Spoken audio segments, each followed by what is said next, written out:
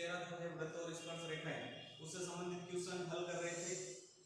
हम लोगों ने प्रश्नावली 13 के पर में 13.1 के कुछ क्वेश्चन, 13.2 के 3 क्वेश्चन कर लिए थे। अब 13.2 का जो अंतिम चौथा क्वेश्चन है वो आज अपन हल करेंगे और कुछ इंपॉर्टेंट उदाहरण है तो वो अपन समझने का प्रयास करेंगे। प्रश्न संख्या 4 की अपन बात करें तो चौथे प्रश्न में अपने को दे रखा है एक वृत्त है जिसके अंदर चक्रीय चतुर्भुज बना हुआ है ABCD। चक्रीय चतुर्भुज किसे कहते हैं आप लोगों को पता होगा, पीछे हमने पढ़ा भी है। चक्रीय चतुर्भुज का अर्थ होता है ऐसा चतुर्भुज जो वृत्त को अंदर स्पर्श करता है, यानी चतुर्भुज के चारों सिर से वो वृत्त को अंदर से स्पर्श करते हैं। और साथ में चक्रीय चतुर्भुज की विशेषता होती है समूह कोण संपूरक होते हैं, यानी समूह कोणों का योगफल 180 डिग्री होता है। तो ये अपने को पता होना चाहिए। तो प्रश्न में दे रखा है ABCD एक चक्रीय चतुर्भुज है, साथ में इस वृत्त की स्पर्श रेखा है वो है PQ और जो विकर्ण AC है, ये जो विकर्ण खींचा हुआ है AC चतुर्भुज के लिए AC है वो कोण C का समद्विभाजन करता है। समद्विभाजन करने का अर्थ है जो AC है वो कोण C को दो भागों में बांटता है और समद्विभाजन का अर्थ क्या हो जाएगा, समान दो भागों में बांटता है। यानी C के जो ये दो भाग होंगे इस AC द्वारा, तो ये दोनों भाग आपस में क्या होंगे, कोण बराबर होंगे। अपने को सिद्ध करना है कि जो ये DB है वो PQ के समांतर है। सिद्ध क्या करना है, DB जो विकर्ण है चतुर्भुज का और PQ स्पर्श रेखा है वो परस्पर समांतर है। तो सबसे पहले अपने को जो दिया हुआ है वो लिखते हैं। प्रश्न में अपने को दिया गया है ABCD एक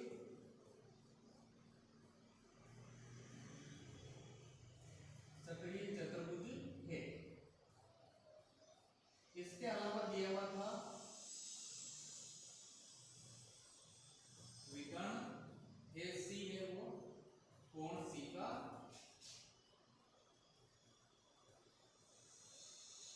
समद्विभाजन करता है।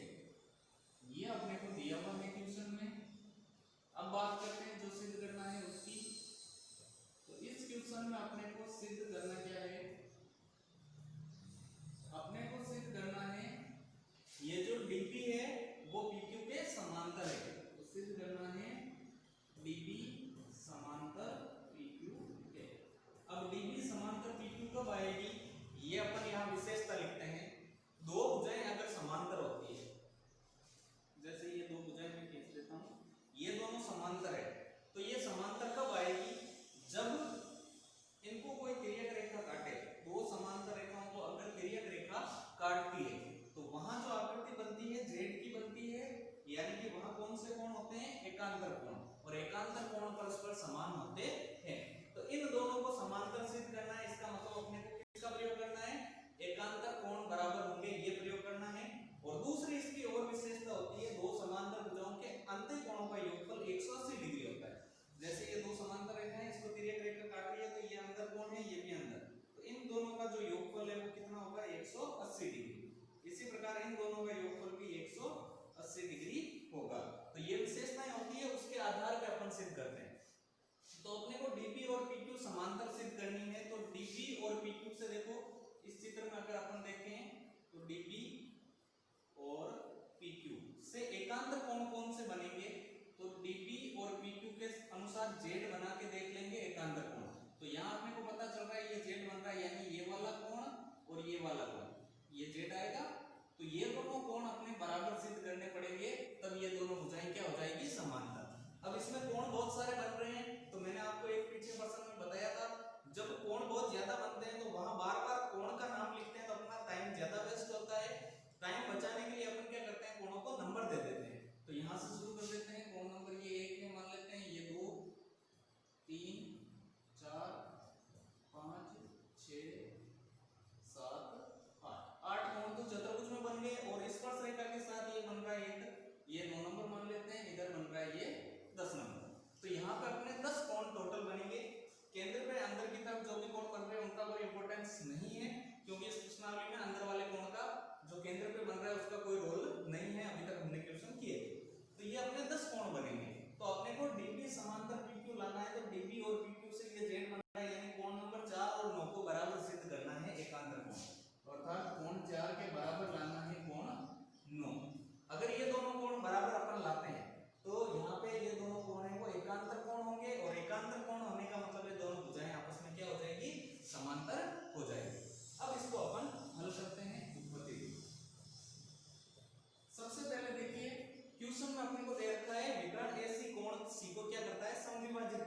उसी को अपन लिख लेते हैं, क्योंकि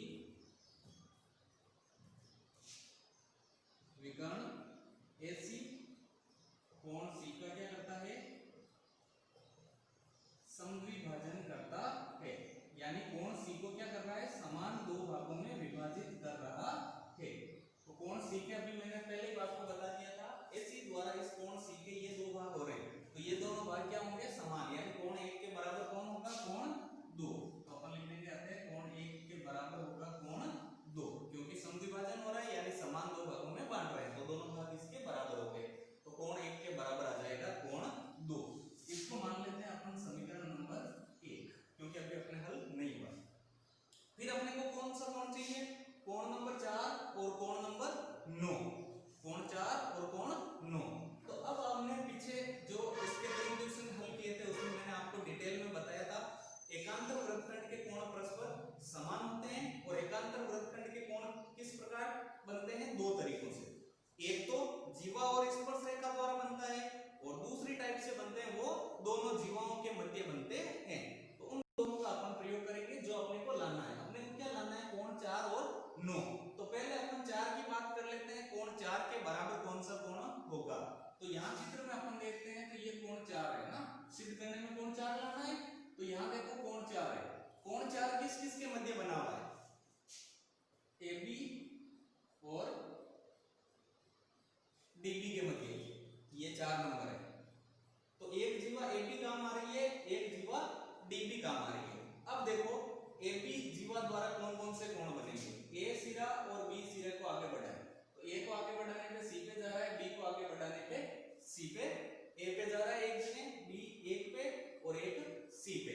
तो यानी जो BA जीवा है उसके द्वारा जो कोण बन रहा है वो कौन कौन सा कोण है, एक तो 4 नंबर है, वो उसी पे आधारित है, उसी पे निर्भर है, उसी पर बना हुआ है, तो ये अपन काम में नहीं ले सकते।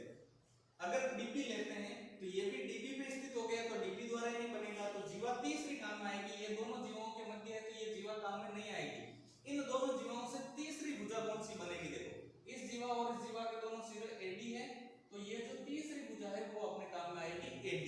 अब अपने को देखना है AD द्वारा कौन कौन से कोण बन रहे हैं। AD द्वारा देखो A सिरे को आगे बढ़ाया, D को आगे बढ़ाया तो B पे मिल गया, फिर A को आगे बढ़ाया, D को आगे बढ़ाया, कहां मिला, इस पे C पे, यहाँ पे।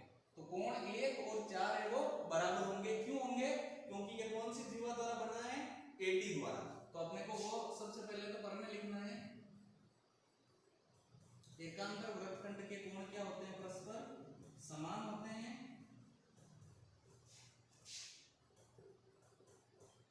एकांतर वृत्तखंड के जो भी कोण बनते हैं वो परस्पर क्या होते हैं, समान होते हैं। अब इसमें जीवा कौन सी काम में ले रहे हैं, AD या DA बोल सकते हैं, जीवा AD द्वारा कौन कौन से कोण बन रहे हैं, देखो AD द्वारा A सिरे को आगे बढ़ाया, D को आगे बढ़ाया, यहाँ मिल गया यानी कोण नंबर 4, और A को फिर इधर बढ़ाया, D को इधर बढ़ाया तो 1। तो जीवा AD द्वारा कौन कौन से कोण बन रहे हैं, कोण नंबर 1 और कोण नंबर 4। तो जीवा AD द्वारा कोण 1 व कोण 4 बनते हैं, जो कैसे होंगे, एकांतर वृत्तखंड के कोण। अब एकांतर वृत्तखंड के कोण इसीलिए आपस में क्या होंगे, बराबर होंगे, इसीलिए कोण 1 और 4 आपस में क्या हो जाएंगे, बराबर। तो अतः कोण 1 के बराबर होगा कोण 4। अब यहाँ हमने पहले में क्या किया है, कोण 1 के बराबर कोण 2 है, तो यहाँ 1 के बराबर 4 है, और 1 और 2 बराबर है, इसका मतलब 2 के बराबर भी क्या होगा, 4 हो जाएगा। तो बराबर में इसके अपन कर सकते हैं कोण 2, क्योंकि 1 और 2 बराबर है, तो 1 और 2 बराबर में लिख सकते हैं, और कोण 4 हमने भी किया था, तो इसको मान लेते हैं अपन समीकरण नंबर 2, 4 आ गया। अब अपन लेते हैं कोण नंबर 9, क्योंकि सिद्ध करने में कोण 9 की आवश्यकता पड़ेगी, तो कोण 9 के लिए बात करते हैं। तो देखो कोण 9 ये यहाँ बना हुआ है, अब ये किसके मध्य है, एक तो स्पर्श रेखा और एक जीवा, ये जीवा और ये स्पर्श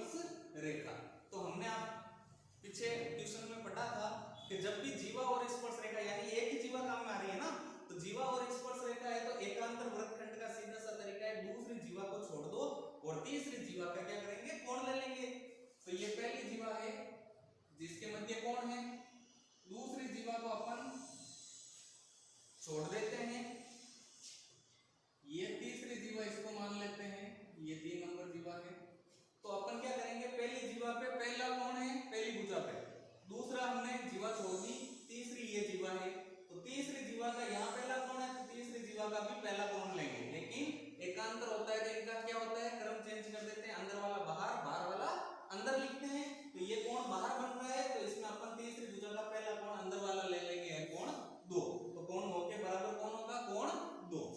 तो कोण 2 के बराबर होगा कोण 9। ये भी एकांतर वर्गखंड के कोण है, वही लिखने की जरूरत नहीं है बार बार, इसको मान लेते हैं समीकरण नंबर 3। अब तीनों की तुलना कर लेते हैं अपन। पहला तो हमारे सीधे यहाँ हमने लिख ही दिया है। अब देखो दूसरे और तीसरे की अगर अपन तुलना करें तो यहाँ कोण 2 आ रखा है, यहाँ भी कोण 2। तो इस समीकरण के रूप में जो हमने लिखा है इसमें कोण 2 कॉमन है, कॉमन आ गया। कॉमन होने का मतलब है बाकी जो भी पार्ट है वो बराबर होंगे, तो कोण 2 दोनों में कॉमन है, इसलिए कोण 4 के बराबर कौन होगा, कोण 9। तो समीकरण 2 व 3 से यहाँ 2 कॉमन था, इसलिए 4 के बराबर क्या हो जाएगा, 9। कोण 4 के बराबर हो गया कोण 9। यही अपने को लाना था, लेकिन ये हमने यहाँ विशेषता को डायरेक्ट लिखा था, उसको वापस यहाँ लिख देना है विशेषता।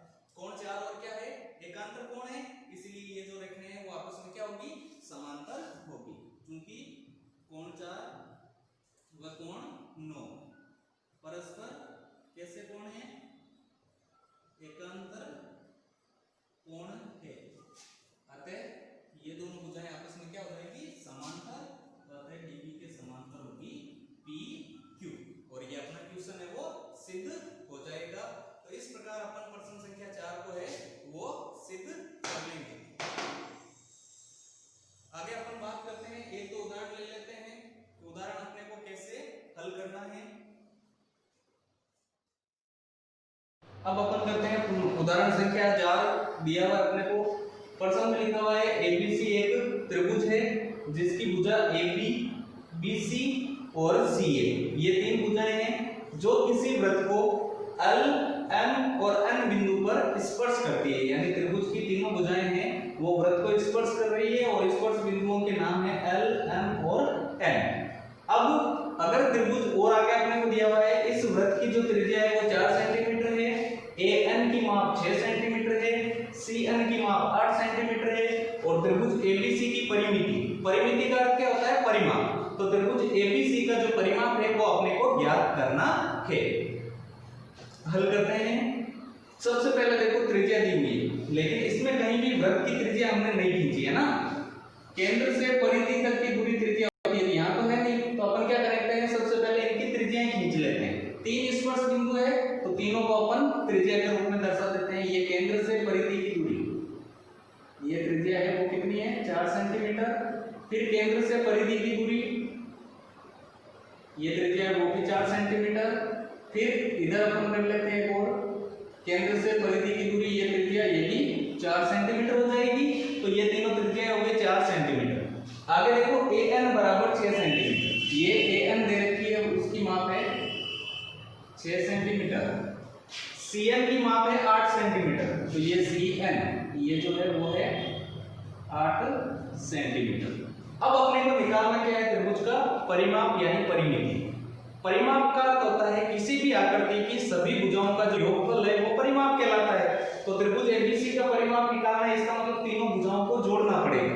यहाँ तीनों भुजाओं की माप अपने पास नहीं है, एक भुजा की माप है लेकिन इन दोनों की माप अपने पास नहीं है, तो अपने को माप क्या करनी पड़ेगी, ज्ञात करनी पड़ेगी। कैसे ज्ञात करेंगे, देखो सबसे पहले परमे कौन कौन से लगेंगे इसमें वो अपने को पता होना चाहिए।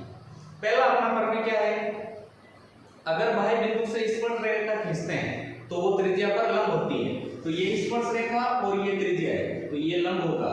फिर ये स्पर्श रेखा और ये त्रिज्या है तो ये लंब होगा। फिर ये स्पर्श रेखा और ये त्रिज्या है तो लंब होगा। पहली विशेषता तो ये। दूसरी विशेषता, दूसरा परमे हमने क्या पढ़ा इसमें कि बाहर के बिंदु से खींची गई स्पर्श रेखाओं की लंबाई समान होती है। जैसे ए वृत्त के बाहर बिंदु है तो इससे स्पर्श रेखा कौन सी है, एएल और एएन, तो इनकी माप बराबर होगी। बाहर का बिंदु बी है तो इससे स्पर्श रेखा बीएम और बीएल ये बराबर होगी। सी बाहर बिंदु है तो सी से सीएम और सीएन ये बराबर होगी। तो यानी अपने दो प्रमेय हैं वो दोनों इस प्रश्न में काम में आएंगे। पहला प्रमेय, बाहर के बिंदु से खींची गई स्पर्श रेखा त्रिज्या पर लंब होती है, तो अपन लिख देते हैं सबसे पहले वही जो प्रमेय है अपने 13.1। पर में 13.1 से 13.1 पर में क्या है, स्पर्श रेखा त्रिज्या पर लंब होती है। तो ये स्पर्श रेखा और ये त्रिज्या है वो लंब होगी आपस में। केंद्र का नाम हम लिख देते हैं O। तो जो AC है उस पे लंब कौन होगा, ON।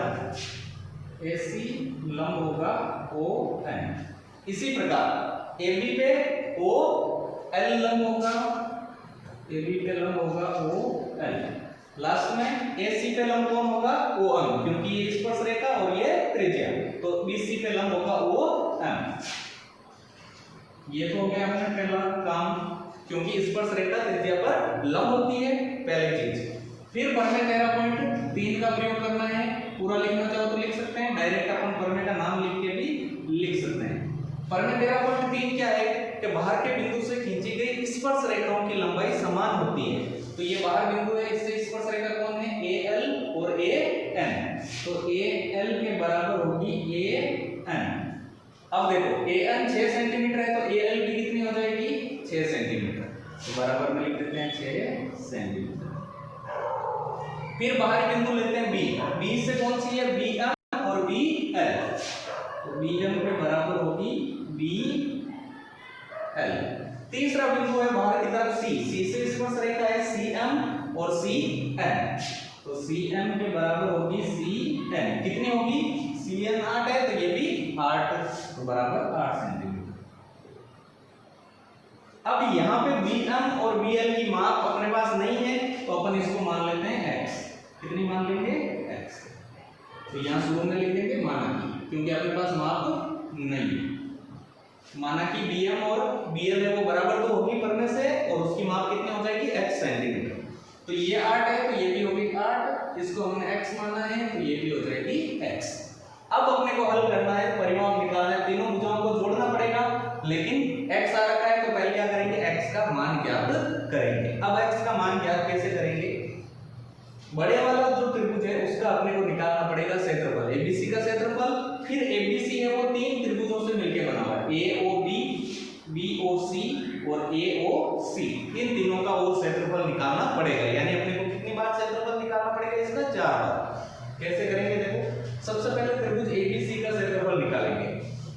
तो त्रिभुज का क्षेत्रफल निकालने के लिए बहुत सारे सूत्र काम में आते हैं। समबाहु त्रिभुज है जिसके तीनों भुजाएं समान होती है, तो उसका सूत्र होता है √3/4 इनटू भुजा स्क्वायर, और भुजा को a से दर्शा देते हैं। अगर समद्विबाहु त्रिभुज है जिसकी दो भुजाएं समान है, तो सूत्र हो जाएगा b/4 into √4a² minus b²। विषमबाहु त्रिभुज है तो उसका क्षेत्रफल अपन हीरोन के सूत्र से निकालते हैं, √s minus a s minus b s minus c। और अगर समकोण त्रिभुज होता है जिसमें लंब दिया हुआ हो, तो उसका क्षेत्रफल का सूत्र होता है 1/2 इनटू आधार इनटू ऊंचाई। तो मुख्य अपने ये क्षेत्रफल के 4 सूत्र काम में आते हैं, और निर्देशांक ज्यामिति है उसमें एक और सूत्र भी काम में आता है, वो अलग की बात है। तो मुख्य रूप से त्रिभुज के अपने 4 सूत्र हैं वो काम में लेते हैं। समबाहु त्रिभुज के लिए √3/4 इनटू भुजा स्क्वायर, समद्विबाहु के लिए b/4 √4a² माइनस b²। विषमबाहु त्रिभुज के लिए √s s minus a s minus b s minus c, जिसको अपन हीरोन का सूत्र भी बोलते हैं। और समकोण त्रिभुज के लिए 1/2 इनटू आधार इनटू ऊंचाई। तो ये 4 प्रकार के अपने सूत्र काम में आते हैं।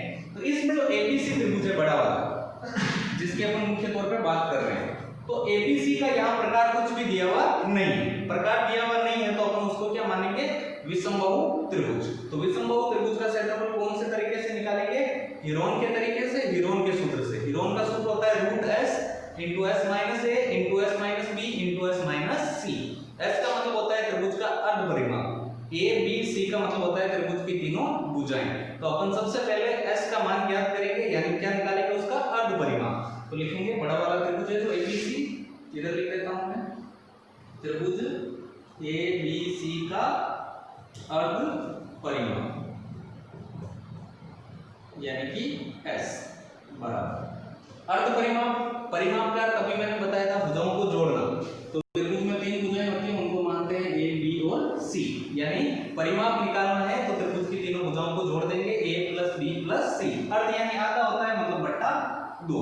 तो अपने को त्रिभुज का अर्ध परिमाप निकालना है, सूत्र होता है a + b + c/2। 2। अब इसका अपन निकाल लेते हैं अर्ध परिमाप। ए का मतलब पहली भुजा ये पूरी है 6 प्लस x प्लस दूसरी भुजा ये है x प्लस 8, तीसरी भुजा है 6 प्लस 8 बटा 2। मैं आगे लिख देता हूं। अब इनको जोड़ेंगे तो चर है वो चर में जुड़ेंगे, अचर है वो अचर में, तो 1x और 1x जुड़ेंगे तो हो जाएंगे 2x प्लस में संख्याएं 6 और 8 14, 14 और 6 20, 20 और 8 28 बट्टा में 2। इधर लिख देते हैं वापस। इन दोनों में देखो ऊपर के पद में कॉमन क्या आएगा 2, तो यहां से 2 कॉमन लेंगे तो बच गया x प्लस 28 में 2 का भाग कॉमन लेने का मतलब भाग देना है 14 बार बट्टा 2 कैंसिल हो गए, तो अपने पास जो अर्ध परिमाप है वो कितना आ गया x प्लस 14। अर्ध परिमाप निकालने के बाद अब इसका अपन निकालेंगे क्षेत्रफल। तो लिखेंगे त्रिभुज ABC का क्षेत्रफल बराबर त्रिभुज के क्षेत्रफल का सूत्र गिरोन से, जिसमें विषमभुज त्रिभुज है root s into s minus a into s minus b into s minus c, ये अपन लगा लेंगे सूत्र। अब रखते हैं सूत्र में मान, तो रूट का रूट सबसे पहले s की जगह x प्लस 14, फिर कोष्टक s की जगह वापस x प्लस 14 माइनस a का मतलब पहली भुजा कितनी थी 6 प्लस x, लेकिन यहाँ माइनस का चिन्ह है इसलिए 6 प्लस x नहीं होगी, वो क्या हो जाएगी 6 माइनस x, माइनस में चिन्ह कन्वर्ट हो जाएगा।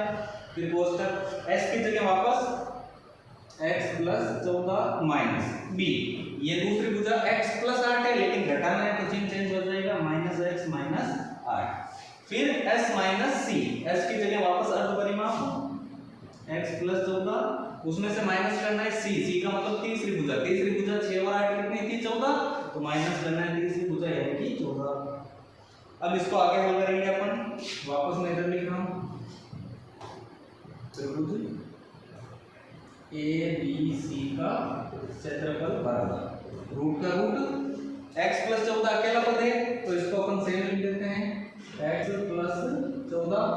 यहाँ हल करेंगे तो देखो प्लस का x और माइनस का x कट गया, प्लस के 14 में से 6 घटा देंगे तो प्लस के 8, तो इस कोष्टक में अपने पास सिर्फ क्या बचे 8। इसको हल करते हैं तो प्लस का x और माइनस का x कैंसिल हो गया, 14 में से 8 घटा देंगे 6 बच जाएगा। फिर इसमें देखो प्लस का 14 और माइनस का 14 कैंसिल हो जाएगा, तो अपने पास क्या बचेगा सिर्फ x।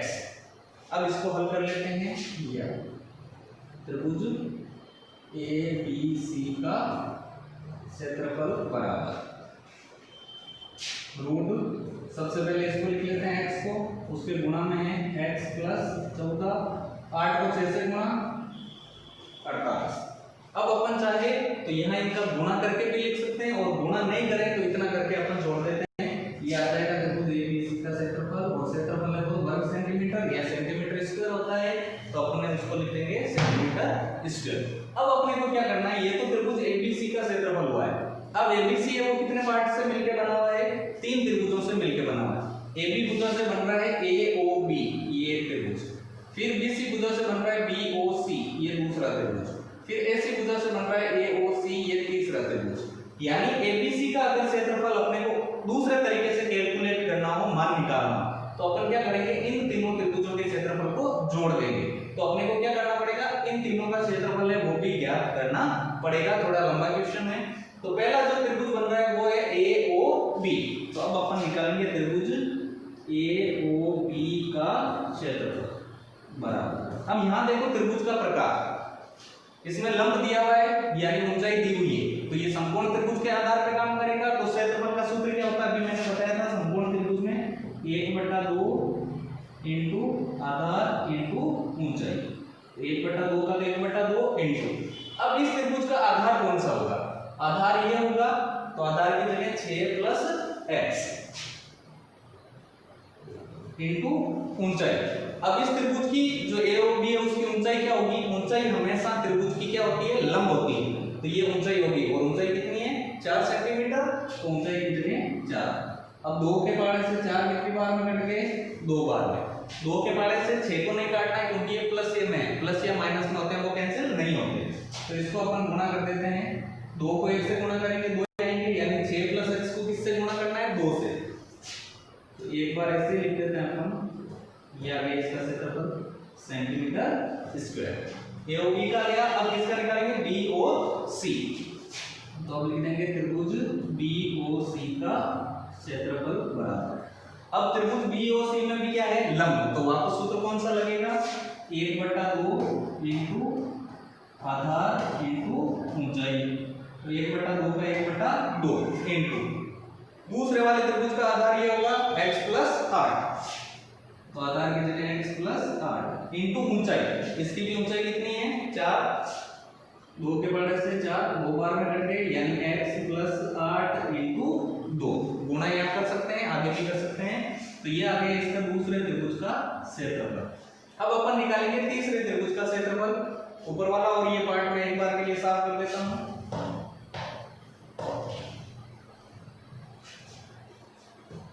अब जो अपने तीसरा त्रिभुज बन रहा है उसका नाम क्या है? AOC। तो अपन लिखेंगे त्रिभुज AOC का क्षेत्रफल बराबर। अब AOC त्रिभुज है, उसमें भी क्या है? लंब। यानी सूत्र कौन सा लगेगा? वापस 1/2 इंटू आधार इंटू ऊंचाई।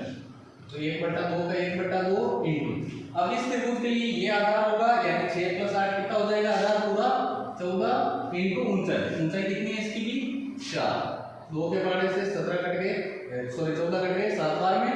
7 को 4 से गुणा करेंगे 28, यानी इस त्रिभुज का क्षेत्रफल है वो कितना आ जाएगा? 28 सेंटीमीटर स्क्वायर। तीनों का क्षेत्रफल आ गया। अब तीनों को मिलाएंगे अपन, तीनों को जोड़ दें तो क्या बन जाता है? बड़ा वाला त्रिभुज। तो इसको अपन दूसरी भाषा में कैसे लिख सकते हैं?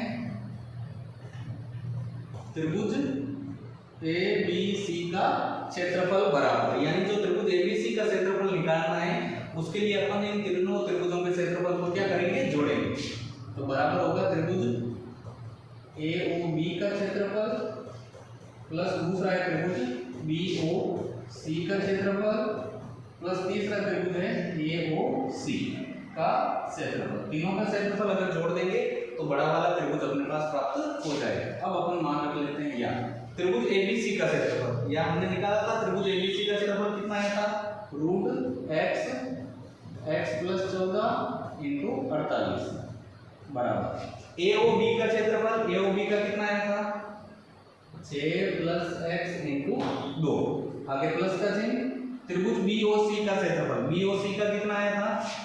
x प्लस 8 इंटू 2, फिर प्लस त्रिभुज AOC का क्षेत्रफल, AOC का क्षेत्रफल हमने निकाला था कितना आया था? 28। अब इसको मैं साफ कर देता हूं, अपन आगे पूरा क्लियरेशन कर लेते हैं। अब यहाँ अपन चाहे तो गुणा, मैंने बताया था आपको कर सकते हैं, नहीं करना चाहे तो कोई जरूरी नहीं है। तो एक बार के लिए इसको गुणा नहीं करते हैं, सेम लिख देते हैं x into x plus 14 into 48 बराबर। यहाँ इनका अगर गुणा कर देते हैं, 6 को 2 से गुणा करेंगे 12 प्लस x को 2 से 2x, आगे प्लस x को 2 से 2x प्लस 8 को 2 से गुणा 16 और आगे प्लस 28 का प्लस 28। इस पार्ट को एक बार के लिए फिर से अपन सेम रख देते हैं, आगे हल कर लेंगे इसको बराबर में। देखो अभी हमने किया था चर में चर जोड़ देंगे तो 2x प्लस 2x कितना हो जाएगा? 4x प्लस संख्याओं को जोड़ेंगे तो 12 और 16 28, 28 में और 28 जोड़ेंगे 56 कंप्लीट। अब अपने को देखो इसका क्या निकालना है? क्षेत्रफल दोनों का बराबर हमने लिख दिया था, लेकिन इस तरफ रूट है, इस तरफ रूट नहीं है। तो अपने को दोनों को किस में कन्वर्ट करना है? रूट हटाना है। तो रूट हटाने के लिए दोनों तरफ क्या किया जाता है? वर्ग किया जाता है। तो लिख देंगे दोनों तरफ क्या करने पर? वर्ग करने पर। वर्ग क्यों करने? क्योंकि एक तरफ रूट में संख्या है, तो दोनों तरफ वर्ग करने पर। किसी भी रूट वाली संख्या का वर्ग करते हैं तो रूट हट जाता है। तो जैसे इसका वर्ग करेंगे तो रूट हट जाएगा, यानी यहाँ सीधा आ जाएगा x into x plus 14 into 48 बराबर। इसका वर्ग करना है तो इसको अपन वर्ग के रूप में लिख देंगे 4x प्लस 56 का वर्ग। इस तरह वर्ग रूट हट गया वर्ग करने पर, और इसको वर्ग में लिख देंगे।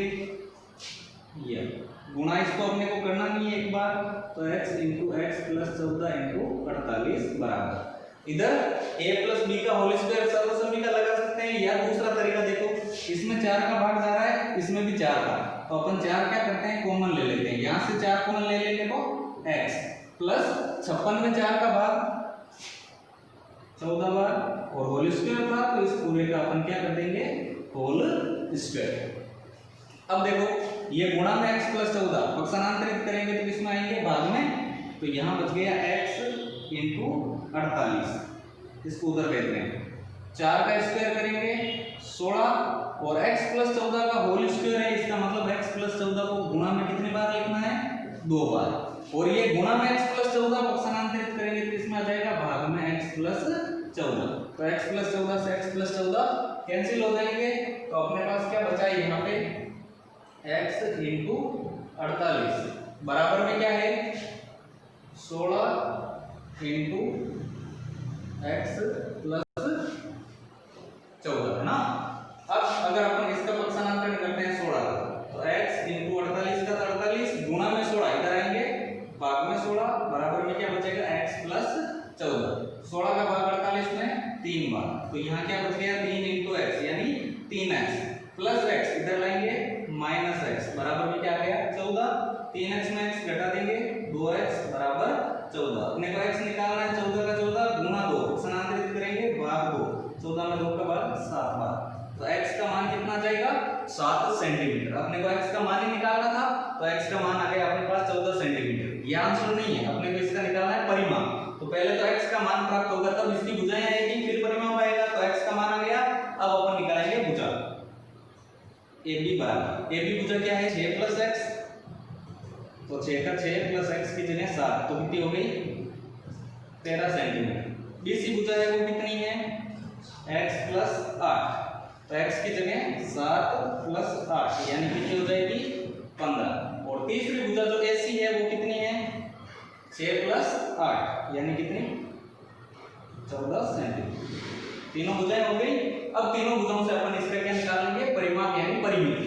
परिमिति का अर्थ मैंने बता दिया था, परिमिति निकालना मतलब तीनों भुजाओं को जोड़ना है, तो लिख देते हैं त्रिभुज ABC की परिमिति यानी परिमाप। परिमाप निकालना है तो पहली भुजा AB प्लस दूसरी भुजा BC, उसमें प्लस करना है तीसरी भुजा AC, तीनों को जोड़ देंगे तो वो उसका क्या होगा परिमाप यानी परिमिति। पहली भुजा 13 प्लस दूसरी भुजा 15 प्लस तीसरी भुजा 14। अब इनको जोड़ना है अपने को, 15 और 13 जोड़ेंगे 28, 28 में 14 जोड़ेंगे 42, तो जो परिमाप है वो कितना आ जाएगा इसका 42 सेंटीमीटर। तो इस प्रकार का ये क्वेश्चन काफी बड़ा क्वेश्चन है, बहुत कम चांसेस ये पूछा जाता है, फिर भी एक दो बार बोर्ड एग्जाम में पूछा गया है, 6 अंक के रूप में पूछ सकते हैं या 3 में भी पूछा जाता है, तो इसीलिए ये अपने को करना है कंप्लीट। तो आज जो 2 इंपॉर्टेंट क्वेश्चन थे, चौथा क्वेश्चन प्रश्नावली का और ये उदाहरण 4 वो हमने समझे हैं। ज्यादा से ज्यादा विद्यार्थियों तक शेयर करें इस वीडियो को, कोई भी प्रॉब्लम हो कमेंट बॉक्स में कमेंट करें। बहुत बहुत धन्यवाद, जय हिंद जय।